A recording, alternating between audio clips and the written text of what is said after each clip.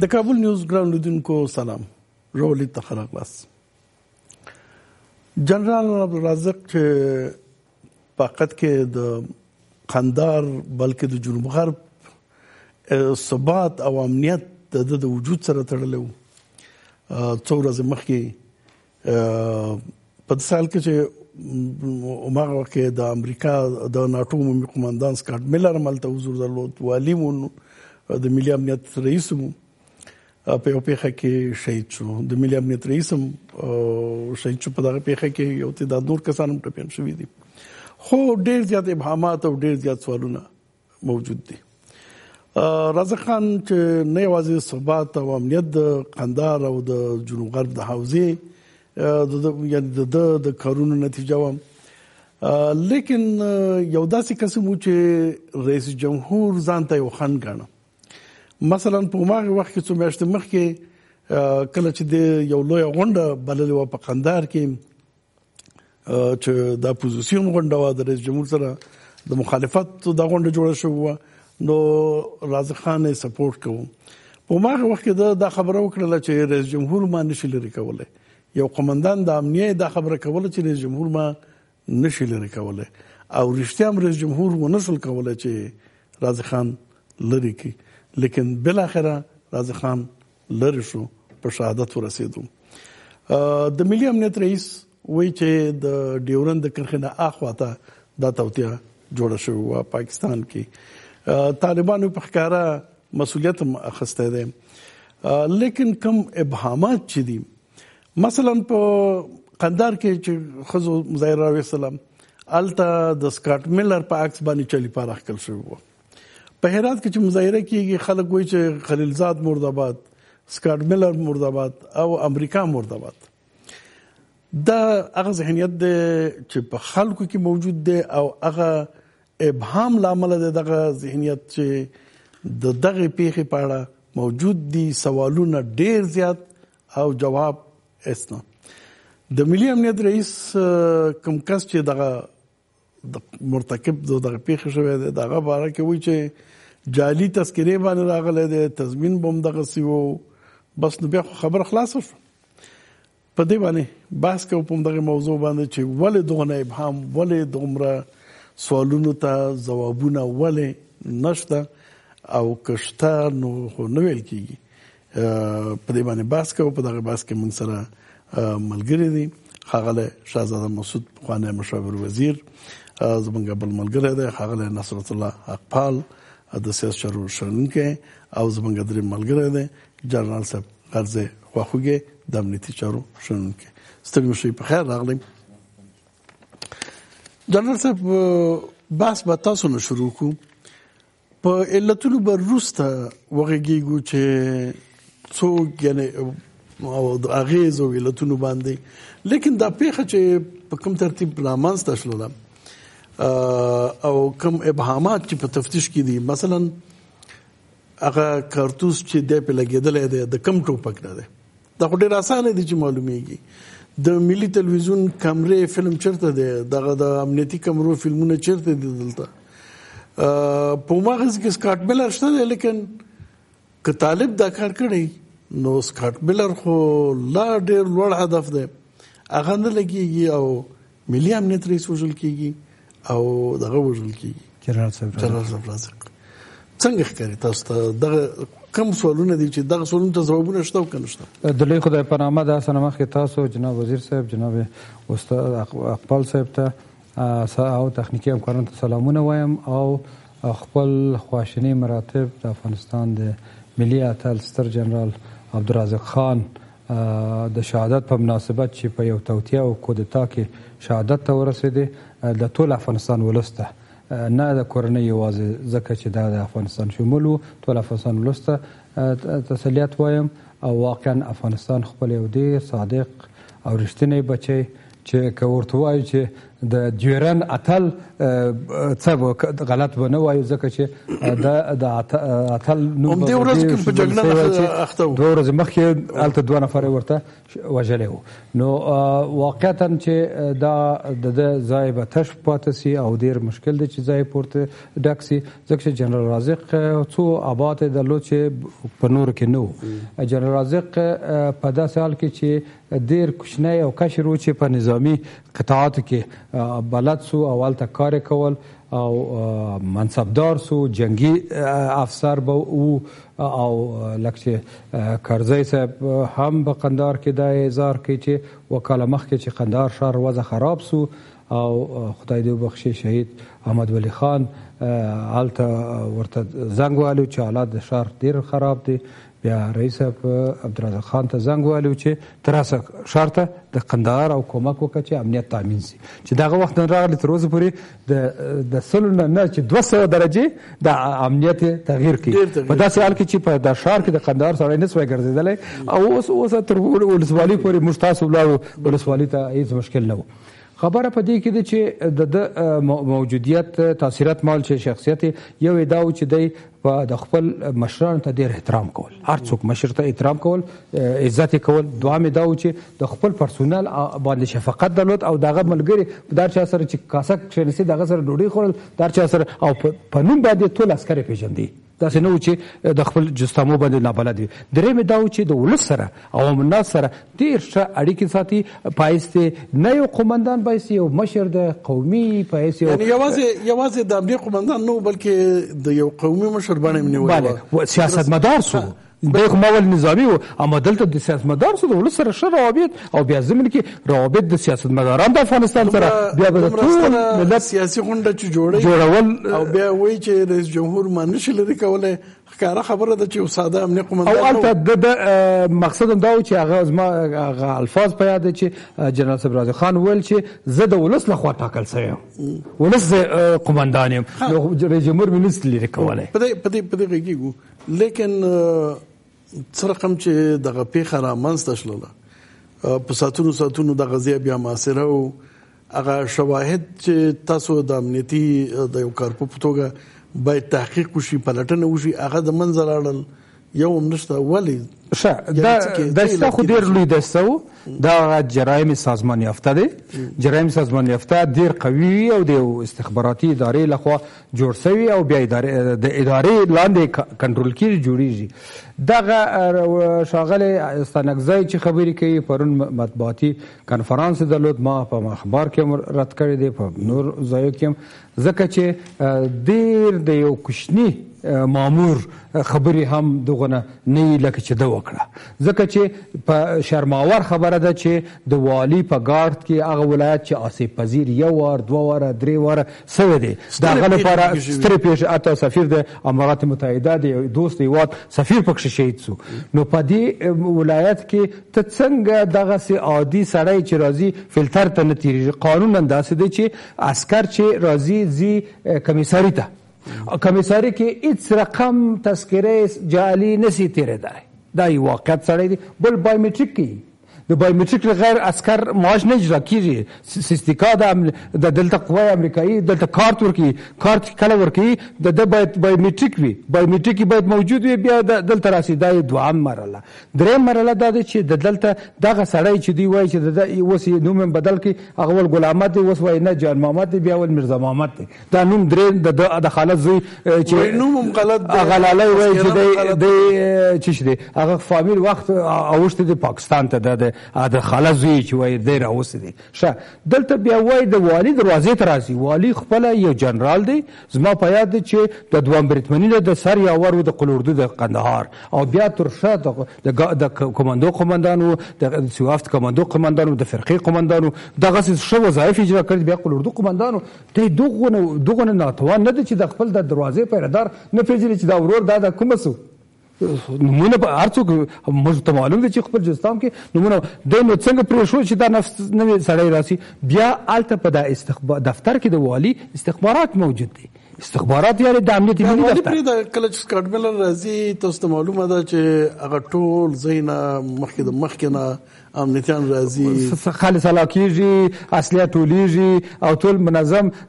تسلیمیږي په خارجيانو په اصطلاح. بیا دغه ځای کې چې دا تسلیم شوی دی او ټول په جریان کې دی په دغه د چې دغه انارو پیټي چې دی په سناریو کې په ډرامه کې جوړ کړی دی دغه وخت دغه انار یو شی چې تحفه ورکول کیږي جناب وزیر صاحب شاید د مسافرتو تللی لیدل دي هغه ډیر په احتیاط چې کیږي یو ورنه لاس وره بیا دوغه معتبر سړی یا ورده والی یا یو قوي مامور دی مثلا رئیس دفتر لري والی هغه راوړي ور تسلیموي دا نو د عسكر دوغه به احترام هم نه کوي الته خلک چې دا د ملمت دغه سي عسكر په لاس به شی راوړ او په دالیز کې په کوڅه کې ورته ورکړه دا د منلو وړ خبرې نه دي. بل ستاسو چې سره دا جنرال صاحب رازق خان چې وشتل شوی دی په دغه وخت کې دغه آیا دا د تفنګچی مرمي دي کده سنیپر کده کلاشینکوف کده امریکایي ماشیندار دا نه دی معلوم یا یو دوامه دا دی چې آیا د شاله خو لګیدل دی کده مخه مطمئنا د شاله خو لګیدل دي چې ټول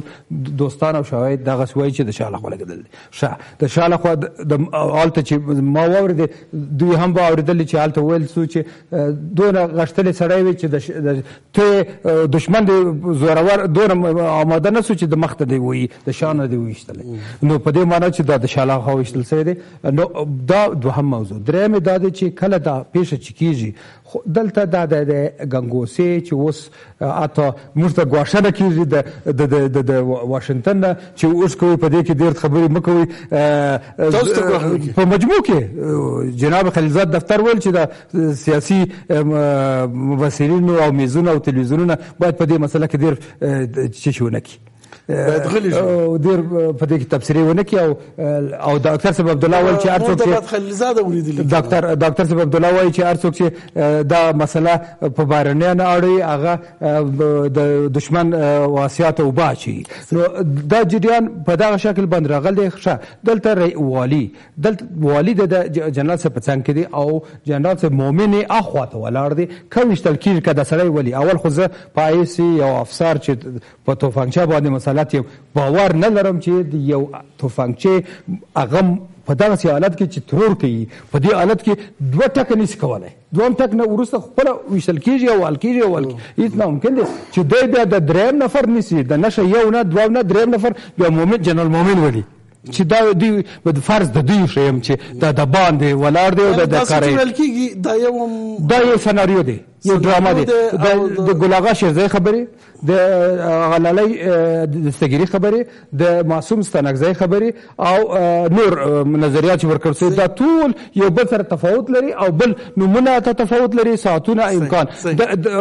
معصوم ستانکزای وای 15 دقیقې مخکې 2.5 دقیقې خبرې کړې دي آیا زما سټلایت دغه یو قوي امکانات په دغه یو مرکز کې چې دغه یو موجود جلسه څنګه کنټرول کړي نه دي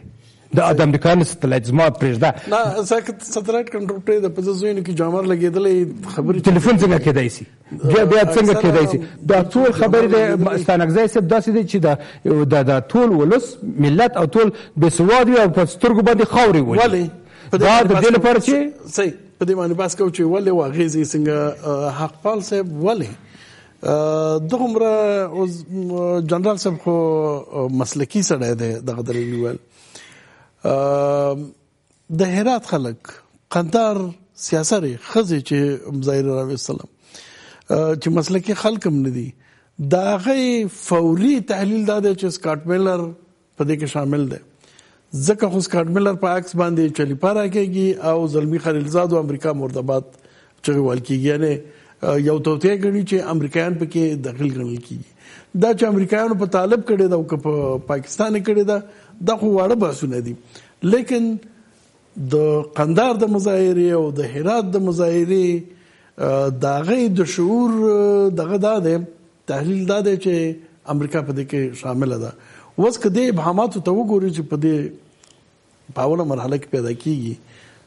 څه فکر کوئ څنګه ارزیابي کوئ بسم الله الرحمن الرحیم سلام او درناوی تاسو ته خوښوږي صاحب وزیر صاحب ټول قدرمنو لیدونکو ته زما باور دا د زواک صاحب چې که څه هم زه د هغه اسناد و شواهد نه لرم په لاس کې چې محکمې ته پکار دي، یعنی موږ لپاره ناممکنه خبره ده ځکه دا د استخباراتو کار ده او موږ یو استخباراتي مؤسسه کېدای شي پیدا کړي چې محکمې ته اړین یعنې هغه څه چې محکمه ورته اسناد و شواهد وایي هغه وړاندې کړي. خو زه په څو هغه سیاسي په اصطلاح بصیرت له لحاظه دا خبره کوم چې د امریکایانو په دې قتل کې لاس و یا دا د دوی مدیریت کړی کار و. څو دلیل دې خبرې ته لرم. اول خو جنرال رازق تاسو پوهیږئ چې له پخوا نه له طالبانو سره په اصطلاح مشکل وو او دای امریکایانو جنرال رازق کړ د پاکستان یو مخالف عنصر او تاسو پوهیږئ چې د طالبانو او بخي امریکا او سی ای د جنرال رازق کړ، یعنی دا شخصیت چې داسې متبارز سو دا بل اخر دې سرحد ته ورسېدل دغه زمينه سازو په دې اړه مختلف گزارشونه نشر شوي دي، اتمن تاسو لوستي. دومره خبره دا و چې په هغه سیمایي سیاست کې چې امریکایان په هر سیمه کې لوبي نو دوی ته پکار ده چې داسې څیرې شخصیتونه او عناصر پیدا کړي چې په هغه سیمه کې تاثیرګذار وي او د امریکایي اهدافو ته ګټور واقع سي. چې جنرال رازق یو له داسې شخصیتونو چې ډیر اغیزمن واقع سو د قندهار تړلو سیمو او د دې ولایت لپاره. درېمه خبره دا ده چې د هر هغه سیمایز عنصر یا د اغیزمن شخص لپاره یو ټایملاین یا یو مهلت د زمانی یا مدت وی په اصطلاح چې هغه وخت لپاره دای په کار وی هغه نه استفاده کیږي هغه نازول کیږي هغه کارول کیږي. څلورم بحث راځو کده سي بخنه غواړم تاسو خبره ونیول څلورم دغه په یاد وساتئ. یا د دې مطلب دا و چې د دین روسته چا چې ورژلې ده دا غي د پروګرام کې په اصطلاح د لپاره نور نو ځای نه نو څه تغییر په قندهار کې یا په افغانستان کې څه تغییر را روان دی چې الته د جنرال رازق غوندې شخصیت چې خلک په ځان راټول کړي د پاکستان مخالف ګڼل کېده او د طالبانو مخالف ګڼل کېده دغه رقم یو شخصیت زیانو نو څه رقم تغییر را روان. هو څلورم خبره دا ده چې کله چې دغه سي اشخاص او څیرو هغه اړتیا یا په اصطلاح ضرورت تمام سي نور هغه فصل ټولیږي. که هم په افغانستان کې ورته وګوري او هم په نړیوال یا سیمه‌یز سیاست کې چې امریکایان لوبولای ده او دا ډیره یعنی د هغه مخینه دوستی له امریکایانو سره وګوري اخر کې به ورته وګوري. زه مثال د سیمه‌یز هیوادونو ورکوم چې حد اقل یو احساس پیدا سي. تاسو به د معمر قذافي تاریخ لوستوي او انجام مو لوست، د حسنی مبارک تاریخ وګورئ انجام یې وګورئ، د بن علي اول یعنی چې امریکا سره د سره رقم دوست او اخر چي سو بن علي ورته وګورئ اخر یې وګورئ، حتی بشر الاسد لا منتظر ده او اندسي د تونس د یمن د ولسمشر نوم مل یاد وته. دا خو سیمه‌یز مسایل وو چې نه د دوی د مرستې نه دوی د موقف ته ورسید په نهایت کې خپل هم دوی بیرته ووجل، یعنی دوی ووجل امریکایانو. اوس لازم رازق دا خبره ده. زه فکر کوم کما لوبه یا کما تیاتر چې د سولې په نامه او د ډیورنټ کما اوګدا کشاله پاتې ده په دې سیمه کې د دغه دوه لپاره تاسو پیږي چې رازق یو خند په توګه مطرح کېده د دواړو په وړاندې. زه فکر کوم چې امریکایانو ملګرتیا چې ده هغه دایمي نه ده، هغه د ګټو او د اهدافو پر بنیاد ولاړه خبره ده او دغه سړی د امریکا د دغه وروستي سیاست لپاره دی قرباني سو او باید سوی وي. بل خبره کوم چې دا ارقام او شواهد چې خي چې امریکایانو دا کار یعنی لاس په کې یاده دوی مدیریت کړو. څو مثالات ورکوم. اول تاسو به پوهیږئ ډیر ملګری چې د زمنګ غو ساوري چې کله سکاټ میلر غوندي یو امریکایي لوړپوړی چارواکي چیرته زی نو څه ممکنه په اصطلاح وسایل او تجهیزات چې هغه ځای څیړل کیږي قندهار ته چیزي یعنی بل اخره چې تاسو فکر کوئ هغه ته کارول کیږي ترڅو هغه بشري توان کې چې وي هغه کاریزه نظامی سره نه مصطلحات نه سم کارولای خدا پایا ارڅ دي. دوم هغه د سیمې یا د هغه ساحې ټول واګي له ټول افغانانو اخیستل کېږي. دماغه که څوک اوري چې په داسې مجالس کې ګډون کړی هغه پیږي. یعنې هیڅ افغانۍ په اصطلاح پوځي او نظامي هلته د دخالت حق نه لري. هم د جعلي تذکرې والا. درېیمه خبره، تاسو دغه انځور کتلی وي چې دغه جلسه کې چې ښکاري یو امریکایي پوځي په ډېر مجهزو امکاناتو سره هلته تر شا ولاړ ده، یعنې د جلسې شاته ولاړ ده. که چا یې کتلی نه وي دې وګوري. څلورمه خبره دا کوم، دونه ډزو ته ولې پرېږدي؟ اجازه راکړئ. څلورمه خبره، ډزې کوي کوم راپورونه او هغه کسان چې کیسه کوي چې دا بامو باندې ټول امریکایان ولاړو، یعنې ټوله ساحه د امریکانو نظامیانو په لاس کې وه. صحیح چا چې هغه کتلی وي. ښه، اوس بل دید ته راځو. یو بل دید نه ورته ګورو. آیا د سکاټ میلر وژل به ډېر ثواب لري که د جنرال رازق؟ خو یعنې یو زاویه ده دا. ښه، مونږ خو دلته ولس ته باید دا خبره روښانه کړو. خو زه په ډاډ دا خبره کوم که څه هم زه ډېر په اصطلاح په اسلامیاتو مسلط نه یم، لیکن په الفبا چې پوهېږم په دې پوهېږم چې د سکاټ میلر وژلو ډېر اجر و ثواب لره. له بل لید ورته طالب زاویې نه که وګورم سکاټ میلر وژل شوی وی. له بل لوري ورته ګورو، له سیاسي لوري ورته ګورو. یعنې که څوک غواړي چې په افغانستان کې بدلون راسي، خو سکاټ میلر باید وژل شوی وای. د امریکانو د نه شتون په شتون باندې تصمیم نیول کېده، یعنې ډېر ژر واقعي تصمیم نیول کېده چې دوی دې ووسي که دې نه ووسېږي. یعنې که تاسو وایئ که دا تصمیم د بل چا وی نو بهترین هدف چې هغه سکاټ میلر، یعنې که د امریکا نه وای د بل چا وای، بل هر څوک چې باید سکاټ میلر وژل شوی وای. نور خبره ته راځم. سکاټ میلر نه پوښتنه کیږي چې حادثه څنګه وه؟ ویل هلته زه هدف نه وم. نو رښتیا ویلي دي، خپله وایي چې زه هدف نه وم. صحیح ده، زه هدف نه. درېیمه خبره ده مرازم، خپله سکاټ میلر وایي هلته شرایط ډېر قید وو، یعنې ډېر محدود وو. دا د ده خبرې دي. بله خبره څه کوي؟ ویل هلته چې د امریکانو ژوبل سوي څوک دي، ویل زه هغه اوس نه غواړم چې هغه یې کړمه، پس ته چې کورنۍ دي بیا دا خبره وکړي. دا اعترافات یې کړي. مسعود صاحب، تاسو قندهار ته لاړلئ، ساحې ته خلک مو لیدل، د خلکو روحیه او انګېرنې څه وي د دغې پېښې په اړه او د ده ممکنه اغېزو په اړه؟ بسم الله الرحمن الرحیم. ځواک صاحب تاسو ته، جنرال صاحب ته، اقبال صاحب ته او د تلویزیون ټولو کتونکو اوریدونکو ته سلامونه او نیکې هیلې. موږ چې تېره ورځ د پخواني ولسمشر ښاغلي حامد کرزي سره قندهار ته لاړلو، خوشبختانه چې په دغه حیات کې د افغانستان د مختلفو ولایاتو او د مختلفو ژبو مشران هم وو، او احساس دغسې و چې باید موږ لاړ شو. دا غم یوازې د قندهار د خلکو نه ده، د ټول افغانستان غم ده، او په دې غم کې باید خپله غم شریکي وکړو. موږ چې کله قندهار ته لاړلو، په قندهار کې موږ د قندهار د مختلفو قومي مشرانو سره ناسته درلودله، او یوه ویره هم دا وه د قندهاري مشرانو چې داسې توطیې دسیسې به روانې چې ګویا د قندهار نه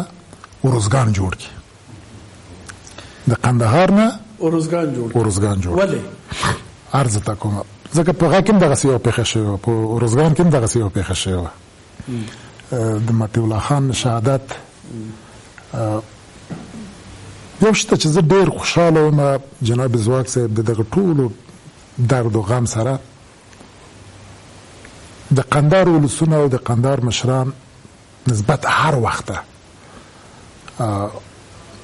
ډېر دوراندیشه فکر کوو، او د یوې خولې او د یوې ژبې خلک ټول سره راټول شوي وو چې موږ قندهار څنګه وساتو. دا چې جنرال صاحب احساساتي برخورد او احساساتي دریځ نه نه نه نه ثبات څنګه وساتو، چې موږ ثبات څنګه وساتو، او په عین زمان کې د خپل یووالی قندهار کې تاسو پوهېږئ چې مختلف قومونه پراته دي، د خپل یووالی د قندهار په خلکو کې څنګه وساتو. خوشبختانه چې پخواني ولسمشر هم په همدې ارتباط وینا ورته درلودله چې تاسو باید خپل یووالی، اتحاد او اتفاق دا باید وساتئ. ښه، د جنرال رازق په تشه باندې خو وغږېدل مشران، او حتی دا خبره لکه چې مخکې جنرال صاحب یاده کړله چې 8 کاله د مخه وضعیت د قندهار دومره خراب و چې د دولت مخالفین د قندهار دروازو ته رسېدلي وو. نو اوس بیا دغسې تاسو مخکې ویلي چې ورزګان نو اوس بیا دغه اندېښنه شته چې خدا نخواسته قندهار د جنرال رازق په نشتون کې هغې حالت ته لاړ شي. نو بله وو د قندهار خلک په مجموع کې د قندهار ټول میشته قومونو دغه فکر درلوده چې دغه رورې چې د امنیه قمندانۍ یعنې د ده په ځای باندې کېناسته بله دا کولی شي تر یو حده پورې دغه رقم وضعیت مخه ونیسي. نور ورور خو یې که څه هم په ډېرو مسایلو کې داخل نه وو اما ورور هغه قوتونه چې د جنرال رازق دي چې تقریبا د خلکو د خولې نه چې څه باندې 15,000 شپږ کسان مسله دي د ټولو سره ډېر ښه بلدیا درلوده او حتی په اکثر اوقات کې همدغه ورور اکمالات کول دغه پرسونال یعنې دا یو ښه تصمیم دی. نو دغه د ولسونو تصمیم و ځکه چې ولسونو دا پیشنهاد کړی و چې لپاره د دې چې دغه قوت په خپل ځای باندې د قندهار د ثبات دپاره د قندهار د امنیت دپاره نو دا پیشنهاد د ولسونو و چې د ورور باید په خپل ځای باندې پاتې شي. د ورور پاتې کېدل